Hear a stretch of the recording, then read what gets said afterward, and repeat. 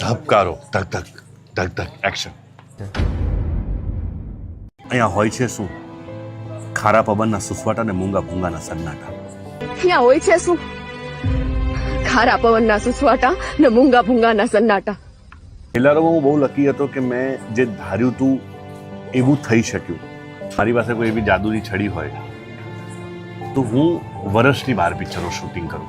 તો આ ધબકારો છે ને એ સાચા ધબકારાની વાત કરે છે.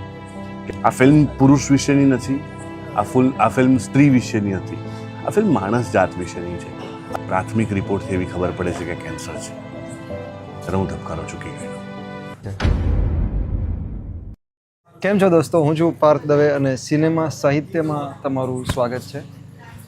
મને હેલ્લારોનો મારો પહેલો દિવસ યાદ આવે છે. હું કચ્છમાં સેટ ઉપર ગયો હતો ત્યારે હું અમદાવાદ હતો, પણ હું આમ ત્યાં નેટવર્ક નહોતું પકડાતું અને આયુષભાઈ પટેલ પ્રોડ્યુસર ઓફ હેલ્લારો અને એમની કારમાં ગયો હતો. અને એ દિવસે રાતના બહુ જ અમે થાકેલા હતા અને અભિષેકભાઈ અને હું ગાડીમાં પાછા જતા હતા 3 ભૂંગે અને એ દિવસ પહેલો હેલ્લારોનો હતો અને આજનો 17મો દિવસ ધબકારોનો છે. આમ રાત છે, નાઇટ રાંદેજામાં હું આવ્યો છું, ગાંધીનગરના એક ગામડામાં. હું સેટ ઉપર બેઠો છું અભિષેકભાઈ સાથે. તો આમ કેવું બહુ ક્લીશે છે, પણ આમ સેટ ઉપર કેવું લાગી રહ્યું છે? હેલ્લારોનો પહેલો દિવસ અને હવે ધબકારોમાં આપણે. હું હમણાં જ મારી પત્ની તેજલ સાથે વાત કરતો હતો કે સેટની મજા જ જુદી છે. જો મારી પાસે હું જાતે જ લખું છું મારી સ્ક્રિપ્ટ અને એમાં મને બહુ વાર લાગે છે, પણ જો મારી પાસે કોઈ એવી જાદુની છડી હોય તો હું વર્ષની બહાર પિક્ચરો શૂટિંગ કરું. એટલી મજા આવે છે સેટ પર. કેમ કે બહુ ક્રિએટિવ પ્રોસેસ છે ફિલ્મ બનાવીએ, પણ સેટ પર આટલા બધા લોકો હોય અને અલગ અલગ દુનિયામાંથી આવેલા લોકોને બધા જ એક જ કામ કરવા માટે ઇન્ટેન્સિટીથી અને જાણે બધાનું સપનું એક જ હોય કે આ ફિલ્મ બને એવી રીતે કામ કરતા હોય. એ જોવાની, માણવાની, એ વખતે ક્રિએટિવ જે તમને સંતોષ મળે છે, એ બધી વસ્તુ બહુ અનબિલિવેબલ છે. એટલે ફિલ્મનું સર્જન સેટ પર થાય છે જે શૂટિંગ દરમિયાન, એને તોલે કંઈ નથી આવતું. અને મેં બહુ બધી ફિલ્મો જોઈ છે અલગ અલગ ભાષાની. હું એમ માનતો થયો છે કે સિનેમા ઇઝ મેજિક. રાઈટ. હું હમણાં આવ્યો, હું અડધા કલાક પહેલાં આવી ગયો ને હું જોઈ રહ્યો હતો સીન. તો હું સીન જોતો હતો ને તો મેં જયભાઈને, જય પોકાર, એમને હું એમ કહેતો હતો કે યાર આમ સીન જોઈને એમ થાય કે આ પછી કેમ દેખાશે, એમ તમને બહુ અધુરાશ લાગે. એટલે હું તો બહુ દૂરથી જોઈ રહ્યો છું, રાઈટ. તો તમારા મગજમાં એ બધું આમ અસંતોષ કે આમ અધુરાશ કેમ આમ સીન પૂરી થયા પછી કે એવું આમ લાગે? ફિલ્મનો ડિરેક્ટર હોય એના મગજમાં સતત આખો સીન ચાલતો હોય. એટલે આ સેટ પર કદાચ એક જ માણસ એવો હશે કે જેના મગજમાં ખાલી સીન ભજવાય છે ત્યારે એ નહીં, એડિટ બી ચાલતું હોય, બેકગ્રાઉન્ડ મ્યુઝિક બી ચાલતું હોય, સાઉન્ડ ડિઝાઇન બી ચાલતું હોય, ઇવન ડબિંગમાં હું શું કરીશ એવું બી મગજમાં ચાલતું હોય. તો ત્યારે અસંતોષ એવું સતત ચાલ્યા કરે. પણ એવું પણ હોય કે આ સાઉન્ડ ડિઝાઇનથી સરસ થશે, આમાં બેકગ્રાઉન્ડ મ્યુઝિક આવું આવશે.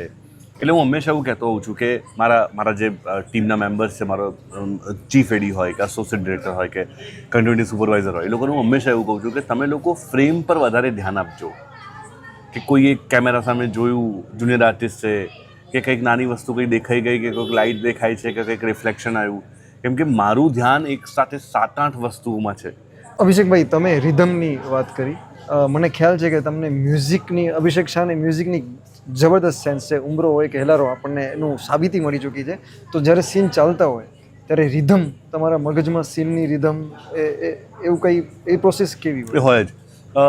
દરેક વસ્તુનો લય છે જીવનમાં. એટલે પેલું એક બહુ સાદું એક્ઝામ્પલ આપું કે અહીંયા હોય છે શું?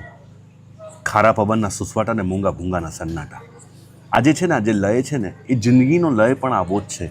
ચાલવાનો પોતાનો એક લય છે. અમુક લોકો ચાલે તો તમને મજા ના આવે, અમુક લોકો ચાલે તો આર્ટિસ્ટિક લાગે, અમુક લોકો બોલે તો આર્ટિસ્ટિક લાગે. તો એ જે આર્ટિસ્ટિક લાગવું એનો મતલબ એવો કે એ રિધમમાં ચાલે છે, રિધમમાં બોલે છે. તો એ રિધમ, બીજું એ એડિટની બી રિધમ હોય, 1 2 3 1 2 3 કાં તો 1 2 3 1 2 3 1 2 3. તો એ થ્રુ આઉટ ધ ફિલ્મ એ રિધમ સતત મનમાં ચાલતી હોય અને એ રિધમની સાથે સાથે કયા લયનું મ્યુઝિક હશે એ બી ચાલ્યા કરે. અને હું બહુ લકી છું કે મારી ફિલ્મોનું સંગીત મેહુલ સુરતી કરે છે ને અમે લોકો ખાસ્સા સેમ પેજ પર હોઈએ છીએ બધી વાતે.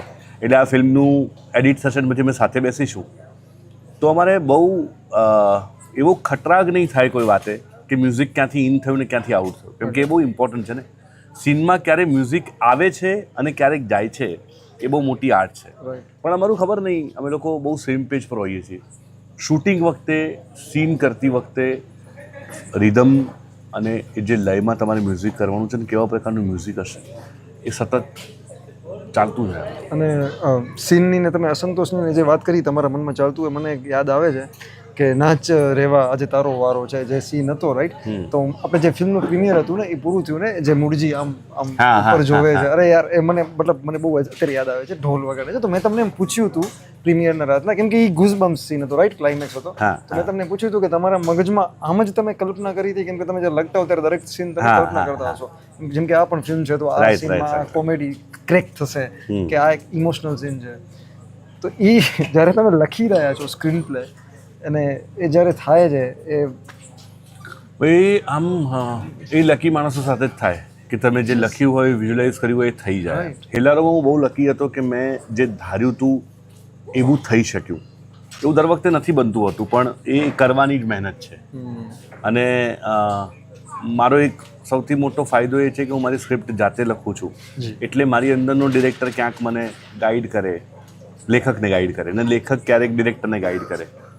એટલે એ મજાનું કામ છે, પણ ક્યારેક પેઇનફુલ બી છે, કેમ કે તમે જ લખ્યું છે, તમે જ કરી રહ્યા છો અને પછી સ્ક્રીન પર ના આવે. જ્યારે તમે જોવો ત્યારે તમે પ્રામાણિક દેખાય તો ખરું જ. આ નહોતું, આવું નહોતું થવું જોઈતું. પણ એ ફિલ્મની મજા જે છે કે તમે એકલા તો બનાવતા નથી, કેટલા લોકો એની અંદર જોડાય છે, પછી બનીને આવે છે. તો ક્યારેક એવું થાય બી ખરું, પણ આઈડિયા તો એ જ છે ફિલ્મમાં કે જે ધાર્યું છે એવું ને એવું સ્ક્રીન પર આવે. અને અભિષેકભાઈ હેલારો એ પહેલી ફિલ્મ તમને આમ બહુ બધું અને બહુ મોટું, એમાં તો ફલક તમે બહુ બધું મોટું સપનું હતું ને સફળ થયું, પછી ઉમરો કરી. તો as a film maker, as a director, as a writer, સર્જક, એ તમને કેવું લાગે? થોડું ઇઝી લાગે છે? એટલે હું જસ્ટ એમ વિચારું ને કે અભિષેકભાઈને આ તો ઇઝી લાગતું હશે હેલારો. ના, એવું તો ઇઝી તો કશું નથી હોતું. દર વખતે બધી ફિલ્મો સરખી જ હોય. હેલારોમાં મહેનત બહુ જ પડેલી અને બીજી બધી તકલીફો બહુ હતી, એટલે ભૌગોલિક રીતે તમને એવું લાગે. પણ એ જે પેલું લેબર પેઇન જેને કહીએ એ તો સરખા જ હોય છે અને મજા બી સરખી હોય છે. ધબકારો વિશે અત્યારે કહી શકાય એવું એક વાક્ય કે બે વાક્ય જે કહી શકાય?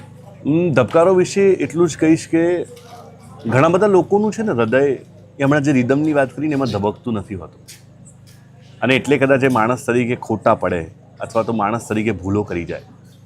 તો આ ધબકારો છે ને એ સાચા ધબકારાની વાત કરે છે કે આપણું જે ધબકતું હૃદય છે ને એ સાચું ધબકવું જોઈએ.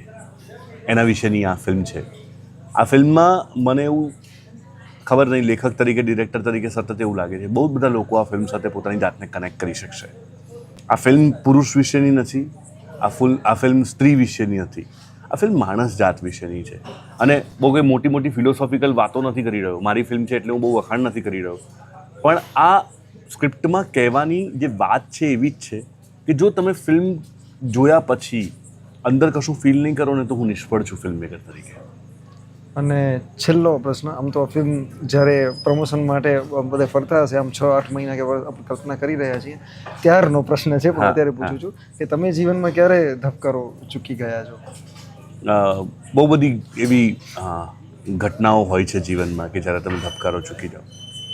મને અત્યારે હાલ જે પહેલી ઘટના યાદ આવે છે કે 2008માં જૂન-જુલાઈમાં મારા મોટા ભાઈનો ફોન આવ્યો અને એણે એવું કીધું કે પપ્પાનો રિપોર્ટ કરાવ્યો છે અને પ્રાથમિક રિપોર્ટથી એવી ખબર પડે છે કે કેન્સર છે. ત્યારે હું ધબકારો ચૂકી ગયેલો.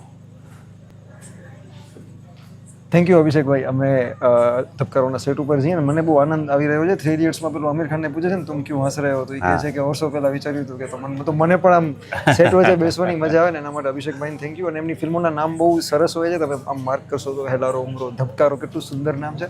થેન્ક યુ અભિષેકભાઈ. Thank you Parth, thank you very much.